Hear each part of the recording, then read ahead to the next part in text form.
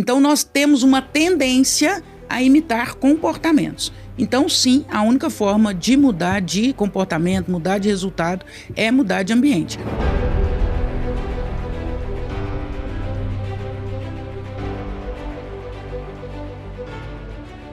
A única maneira de mudar de vida é mudando de ambiente? A única maneira de mudar de vida é mudar de ambiente. O ambiente, ele acaba definindo muito o nosso comportamento. Tem um neurônio no nosso cérebro, o meu doutorado é em filosofia da mente e neurociência. O neurônio espelho, o nome já diz, ele espelha comportamento, ele espelha sentimentos. Você tem um filho de que idade? 7. Se você passar ali e ver um acidente, uma criança de 7 anos arrebentada no chão, ensanguentada, o que você vai sentir? Eu vou socorrer. E imediatamente você vai fazer uma remissão ao seu filho, não vai? Ou uma situação parecida? Porque o seu neurônio espelho na hora ativou e te fez uma comparação em relação ao que você vive. E o neurônio espelho faz isso o tempo todo, especialmente com ambientes.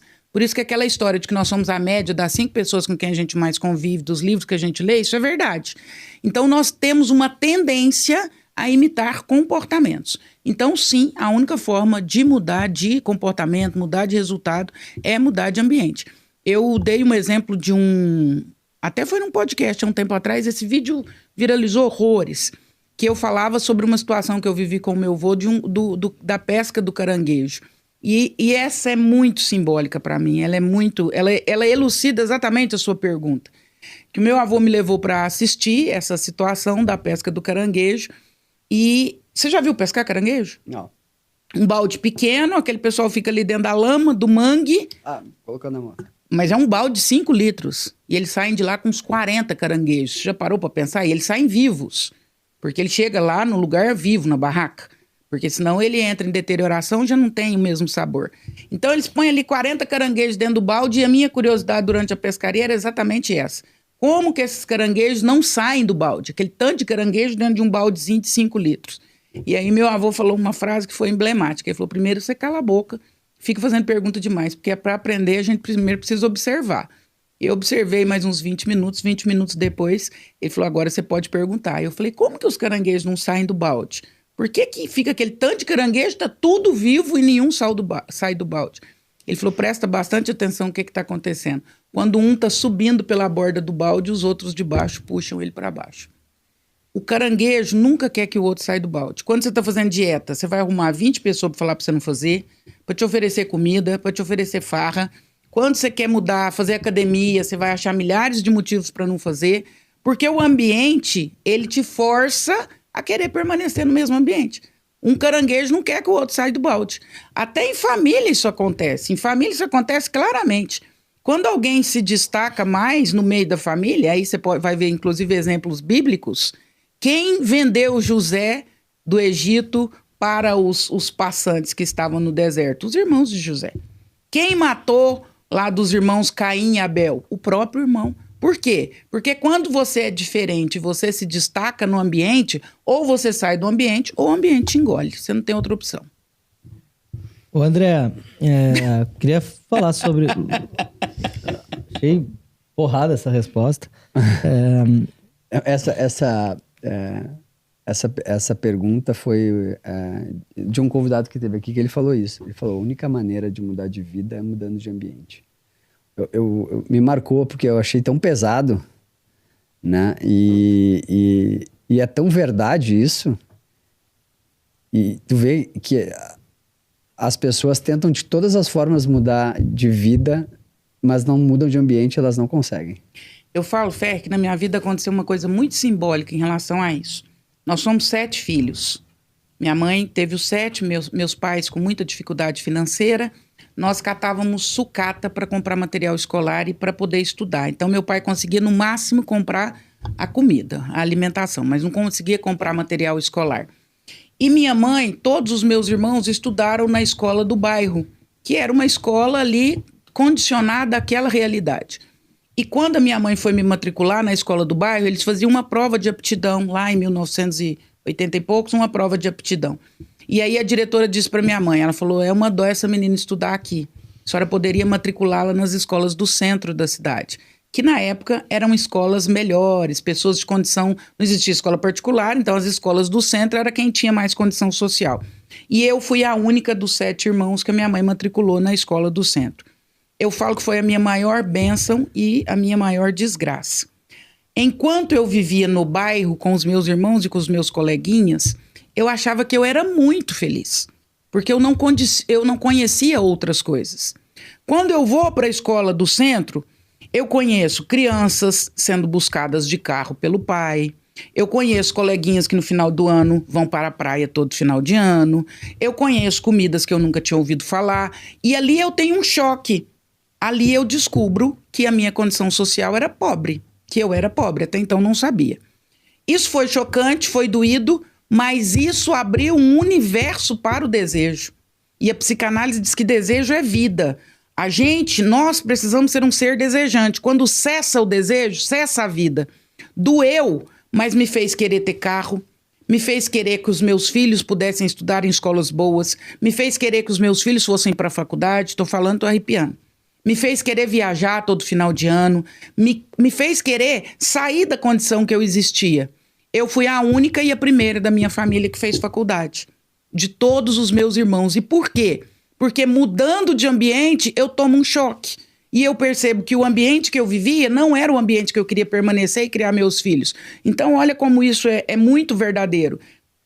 E eu falo isso o tempo todo e proporciono isso para os meus filhos o tempo todo. Vocês têm que conhecer vivências diferentes de vocês. Para quê? Para ampliar o desejo, para querer mais. Não pode ficar ali estratificado. Tem que sempre olhar para uma perspectiva de pessoas que estão fazendo coisas diferentes, coisas melhores, outros assuntos, outras situações. Para quê? Para abrir perspectiva. Então, mudando de ambiente, eu puxo para cima. Eu quero ficar melhor, eu quero crescer. Vamos falar sobre desejo. Se eu só aproveitar para fazer uma pergunta em relação a isso.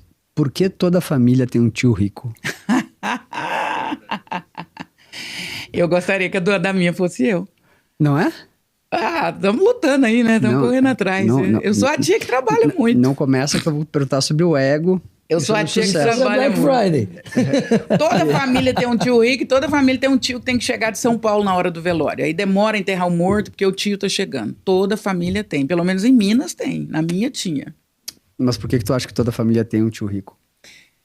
Eu não sei se existe uma teoria, né, para isso, assim. Eu tenho alguns palpites. Eu acredito que sempre tem alguém que se destaca, que é um pouco fora da curva. E aí eu tenho, claro, minhas teorias pessoais. No meu caso, eu sou a 7ª filha. Minha mãe já estava cansadíssima de criar menino.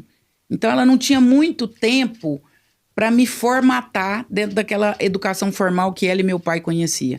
Então eu fui meio que criada, meio que solta, meio que por mim mesma. Então eu fui chegando às minhas próprias constatações. O Piaget fala uma coisa muito interessante sobre desenvolvimento de criança. O Piaget vai dizer que a criança adquire moral não é pelos pais e nem é pelos livros. É uma evolução natural. Assim como a lagarta vira borboleta, por uma evolução natural. E o Piaget, inclusive, vai fazer essa comparação. E eu acredito em partes nessa teoria. Eu acho que, de certa forma, nós formatamos os nossos filhos. Mas eu acho que uma dose de liberdade dá a eles essa possibilidade de ir além. Eu fui essa criança que meu pai e minha mãe não tiveram muito tempo de me formatar. Então eu comecei a experimentar e a ver vivências que não eram as deles. E acabei criando uma mentalidade diferente dos meus irmãos. E aí desagou aonde desagou, que eu acabei crescendo mais do que o meu nicho familiar ali. Essa é a minha história. Ô André, eu tava esse final de semana conversando com um amigo que ele coordena funcionários de vários restaurantes, né? Então, assim, um pessoal que trabalha de cozinha, auxiliar e tal. Ele fala, cara, meu problema é o seguinte, o cara recebe o contra-cheque, R$2.000, ele vai no shopping center e compra um tênis de R$1.000 parcelado em 10 vezes.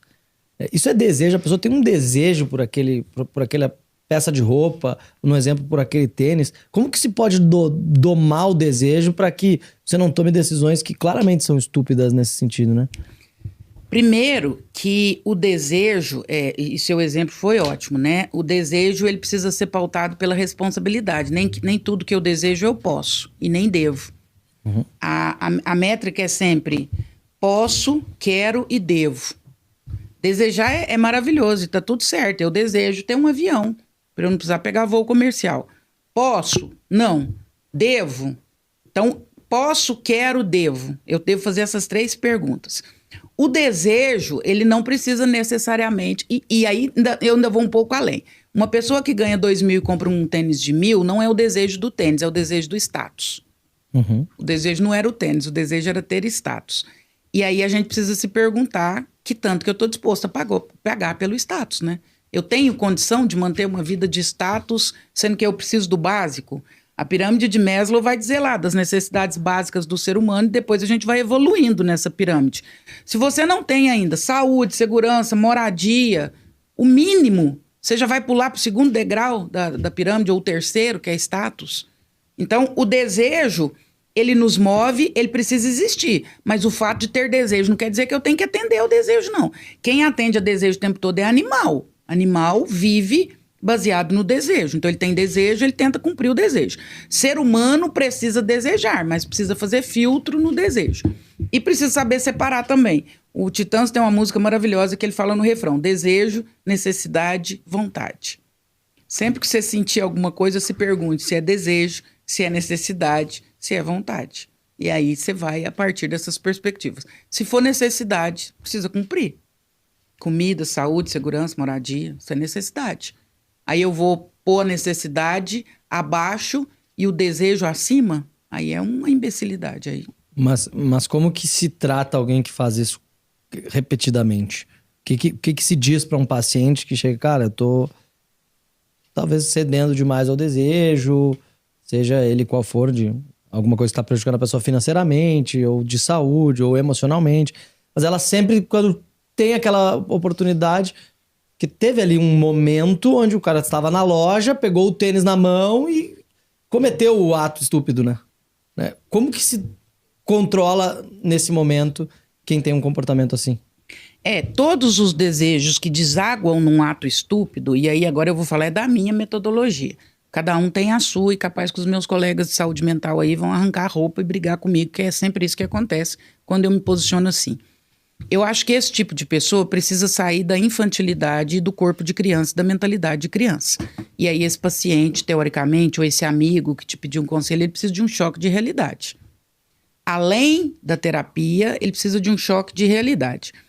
Eu sou casado e eu desejo muito a fulana de tal, e eu estou quase cedendo a esse desejo. O que eu preciso? Eu preciso vergonha na cara. Eu preciso entender qual foi a minha opção. Ninguém te obrigou a casar e ninguém te obriga a ficar casado, e nem pôs um revólver na sua cabeça.